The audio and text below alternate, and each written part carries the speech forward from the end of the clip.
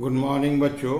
मैं BL अग्रवाल आज आपको इस लेक्चर में कॉरपोरेट अकाउंटिंग का एक चैप्टर होल्डिंग कंपनी में topic dividend paid by subsidiary company का ट्रीटमेंट, उसको क्वेश्चन सॉल्व करते वक्त उसका क्या ट्रीटमेंट होगा, कैसे एडजस्ट करेंगे, उसको डिस्कस करके समझाने का कोशिश करूँगा।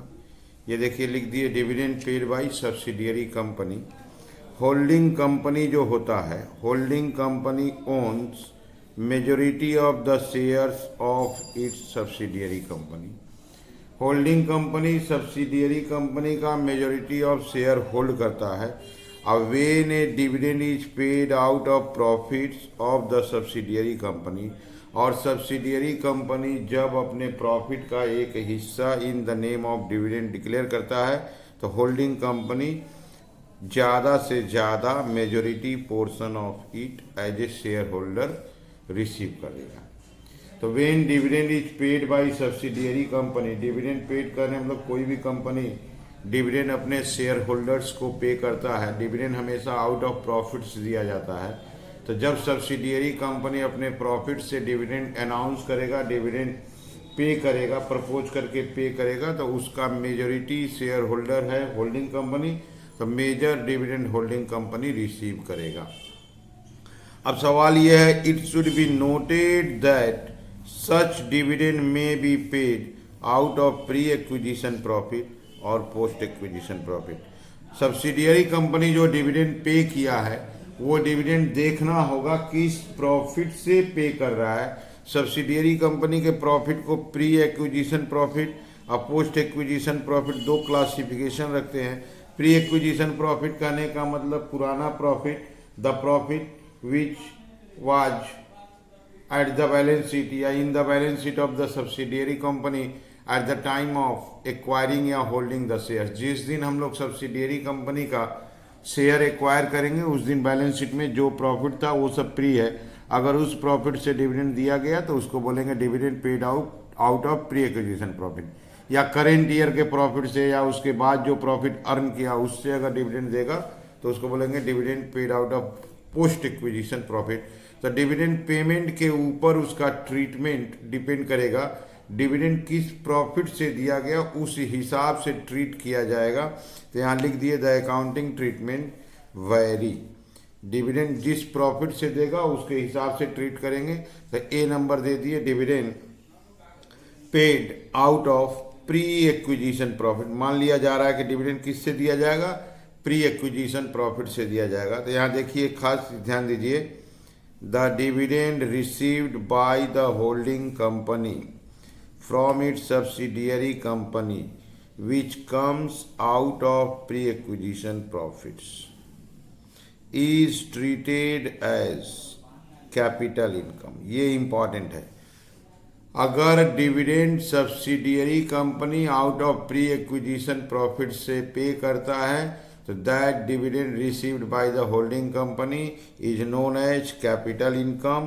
कैपिटल इनकम है तो कॉस्ट ऑफ कंट्रोल में दैट इज गुडविल और कैपिटल रिजर्व में एडजस्ट किया जाएगा।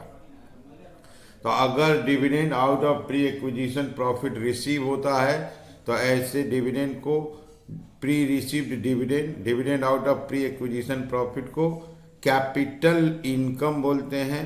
और ऐसा डिविडेंड जो हमारा प्री एक्विजिशन प्रॉफिट से हमको मिला है that dividend should be adjusted under the working of cost of control, that is goodwill और कैपिटल रिजर्व से एडजस्ट किया जाएगा। और उस प्री डिविडेंड का जर्नल एंट्री हुआ bank account debit to investment. Bank account debit to investment, इसका मतलब ये इन्वेस्टमेंट के वैल्यू को रिड्यूस करेगा। It means it reduces the value of investment in subsidiary company and effect cost of control. अगर dividend out of pre acquisition profit हमको receive होता है तो ये मेरे लिए कैपिटल इनकम है। और कैपिटल इनकम है तो मेरे वैल्यू ऑफ इन्वेस्टमेंट को रिड्यूस करेगा। वैल्यू ऑफ इन्वेस्टमेंट को रिड्यूस करने का मतलब ही हो गया कॉस्ट ऑफ कंट्रोल को इफेक्ट करेगा। ओके, तो सबसे पहले हमको देखना होगा सब्सिडियरी कंपनी जो डिविडेंड दे रहा है वो out of pre acquisition profit है। अगर प्री एक्विजिशन प्रॉफिट है तो मेरे लिए वो कैपिटल इनकम है और उसको हम कॉस्ट ऑफ कंट्रोल में वैल्यू ऑफ इन्वेस्टमेंट से माइनस कर देंगे। ठीक है। अब क्वेश्चन उठता है कि अगर वो डिविडेंड को हम लोग गलती रॉन्गली रिकॉर्डेड किए हैं, तो देखिए लिखा हुआ if it is wrongly recorded, अगर ये गलती से होल्डिंग कंपनी इसको गलत से रिकॉर्ड किया है, that is profit and loss account में डाल दिया है या credited to PL account. If dividend received out of pre acquisition profit is wrongly recorded by the holding company और wrongly credited to profit and loss account, then हमको rectification entry करना होगा, क्योंकि ऐसा डिविडेंड रिसीव्ड इन्वेस्टमेंट में credit होना चाहिए, जबकि हम लोग उसको गलती से पीएल अकाउंट में क्रेडिट कर दिए हैं, तो रेक्टिफिकेशन लगेगा। Rectification entry will be PL account debit to investment. Profit and loss account को डेबिट कर देंगे, जिसमें वो क्रेडिटेड हुआ था, एडेड हुआ था, उसको डेबिट करके लेस कर देना है, दैट इज उसको डेबिट कर देंगे और इन्वेस्टमेंट अकाउंट में क्रेडिट कर देंगे। ओके, तो इस एंट्री को आप ऐसे समझिए कैसे किया, वो लोग रॉन्ग एंट्री कर दिया। Bank account debit to dividend और dividend to PL. Wrongly recorded का मतलब हुआ प्रॉफिट एंड लॉस अकाउंट में क्रेडिट हुआ, तो डिविडेंड रिसीव्ड का एंट्री होता है bank account debit to dividend received और dividend received account debit to PL. इसका मतलब इंक्लूडेड इन पीएल अकाउंट। इसको बोल सकते हैं कि वो पीएल अकाउंट में इंक्लूड हो गया, दैट इज क्रेडिट हो गया। जबकि इसका सही एंट्री, करेक्ट एंट्री होना चाहिए था bank account debit to investment in S limited. तो एंट्री होना चाहिए बैंक टू इन्वेस्टमेंट, ये इसका ओरिजिनल एंट्री है। अब गलती से एंट्री हुआ है डिविडेंड कट गया, गलती से एंट्री हुआ है bank to profit and loss account. तो profit and loss account credit होके गलत हो गया, तो प्रॉफिट एंड लॉस अकाउंट को डेबिट कर देंगे।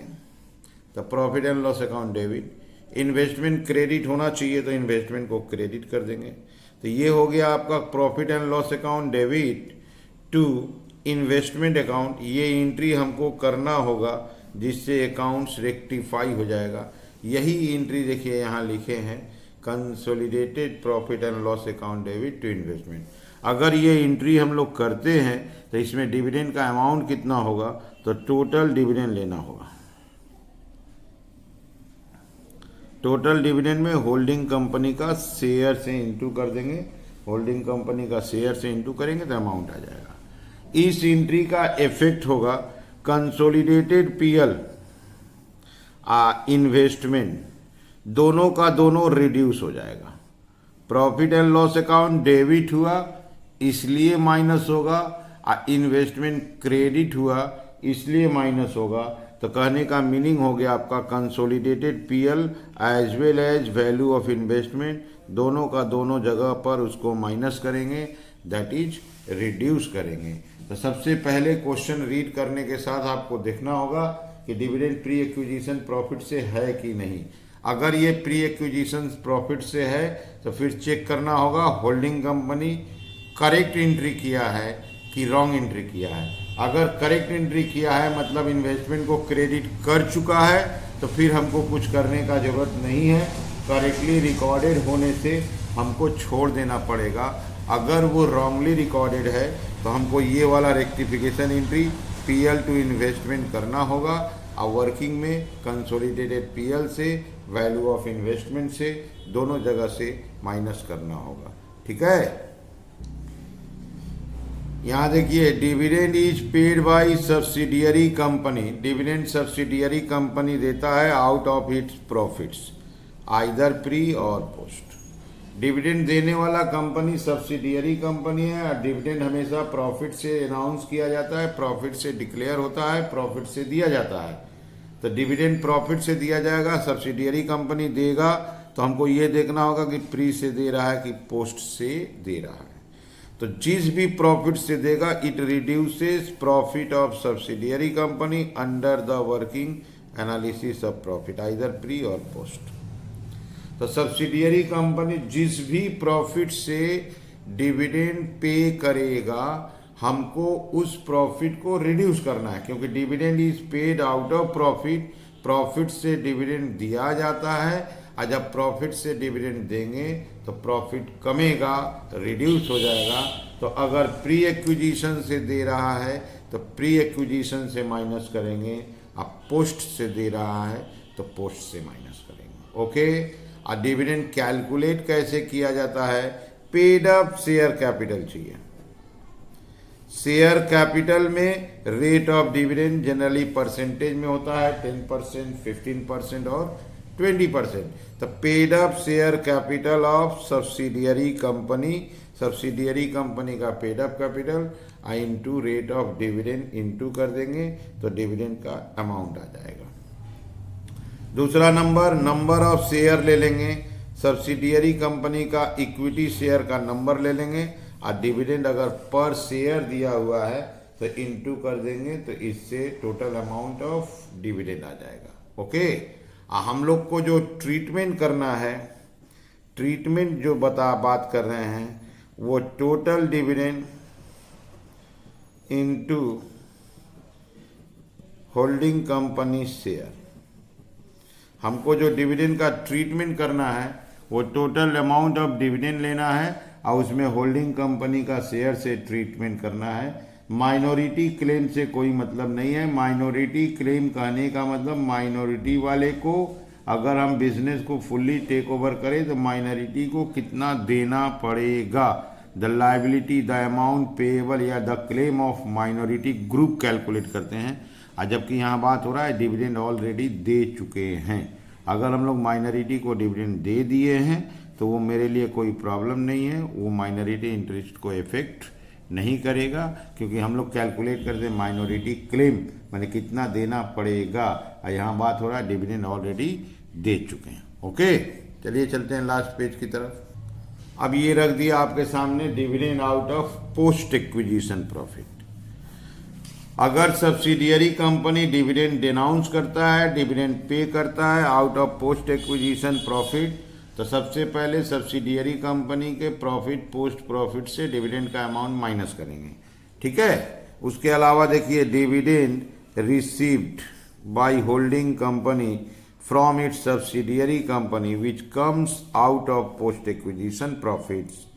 तो हम लोग होल्डिंग कंपनी वाले हैं, अगर हम लोग को सब्सिडियरी कंपनी से डिविडेंड मिलता है और वो डिविडेंड जो पोस्ट प्रॉफिट से दिया गया है तो वो मेरे लिए रेवेन्यू इनकम है, या उसको इन्वेस्टमेंट इनकम भी बोलते हैं। रेवेन्यू या इन्वेस्टमेंट इनकम है और हम उसको पीएल अकाउंट में क्रेडिट करेंगे। तो अगर सब्सिडियरी कंपनी पोस्ट प्रॉफिट से डिविडेंड देता है तो होल्डिंग कंपनी के लिए वो रेवेन्यू इनकम है, और रेवेन्यू इनकम है तो प्रॉफिट एंड लॉस अकाउंट में क्रेडिट होगा। इसका एंट्री होगा बैंक टू डिविडेंड रिसीव्ड और डिविडेंड टू पीएल। इसका करेक्ट एंट्री यही है, बैंक टू डिविडेंड रिसीव्ड और dividend received account debit to PL.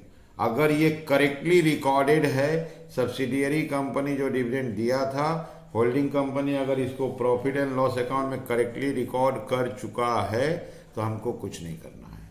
अगर होल्डिंग कंपनी डिविडेंड पोस्ट हो या प्री हो, उसको करेक्टली रिकॉर्ड किया है तो उसको कुछ नहीं करना है। अगर वो रॉन्गली रिकॉर्डेड है तो रेक्टिफाई करना है। वही बात देखिए यहाँ लिखे हैं, if it is wrongly credited to investment account. Post dividend को गलती से होल्डिंग कंपनी वाला इन्वेस्टमेंट में क्रेडिट कर दिया, जबकि ये पीएल का आइटम है, क्रेडिट कर दिया इन्वेस्टमेंट में, तो हमको एक रेक्टिफिकेशन एंट्री करना होगा। और rectification entry, investment wrongly credit हुआ है उसको डेबिट कर देंगे और पीएल को क्रेडिट करेंगे। Investment account debit to profit and loss account, और ये एंट्री करते हैं investment account debit to profit and loss account. इसका मतलब इन्वेस्टमेंट में भी प्लस और कंसोलिडेटेड पीएल में भी प्लस। तो देखिए वहाँ लिख दिए हैं effect, consolidated PL account, value of investment both should be added या इंक्रीज्ड। ठीक है, तो डिविडेंड का समरी आप सुन लो एक बार फिर से। Dividend paid by subsidiary company, अगर सब्सिडियरी कंपनी डिविडेंड पे करता है तो वो आउट ऑफ प्रॉफिट से पे करता है। अब प्रॉफिट उसका प्री पोस्ट दोनों है, प्री डिविडेंड देगा, प्री प्रॉफिट से डिविडेंड देगा तो आप प्री से माइनस कर लोगे, अब पोस्ट से देगा तो पोस्ट से माइनस हो जाएगा। That is dividend reduces the profits of subsidiary company either pre और पोस्ट। अब प्री डिविडेंड कैपिटल इनकम होता है, होल्डिंग कंपनी इन्वेस्टमेंट अकाउंट में रिकॉर्ड करेगा। अगर होल्डिंग कंपनी इन्वेस्टमेंट में रिकॉर्ड किया है करेक्टली तो हमको कुछ नहीं करना है। पोस्ट डिविडेंड रेवेन्यू इनकम होता है, पीएल अकाउंट में रिकॉर्ड किया जाएगा, क्रेडिट किया जाएगा। अगर पोस्ट डिविडेंड करेक्टली रिकॉर्ड है तो हमको फिर कुछ नहीं करना है, बिकॉज इफेक्ट लिया जा चुका है। अगर ये डिविडेंड रॉन्गली रिकॉर्डेड है तो रेक्टिफिकेशन एंट्री लगेगा। प्री डिविडेंड रॉन्गली अगर पीएल अकाउंट में क्रेडिट है तो पीएल टू इन्वेस्टमेंट एक एंट्री लगेगा, पीएल से भी लेस, इन्वेस्टमेंट से भी लेस। अगर post dividend wrongly credited to investment account है तो एक रेक्टिफिकेशन एंट्री लगेगा। Rectification entry is investment account debit to PL, investment में भी ऐड, पीएल में भी ऐड, और इस एंट्री में अमाउंट होगा total amount of dividend into holding company share, share of holding company. ये हो गया डिविडेंड का बेसिक इंफॉर्मेशन और इंट्रोडक्शन। ठीक है, हम लोग आगे पार्ट में डिविडेंड को सोल्व करके समझाएंगे। ठीक है, उस पार्ट को इसके साथ अगर मैच करके आप देखो तो उम्मीद करते हैं आपको 100% समझ में आ जाएगा। ठीक है, ओके, थैंक यू, बाय।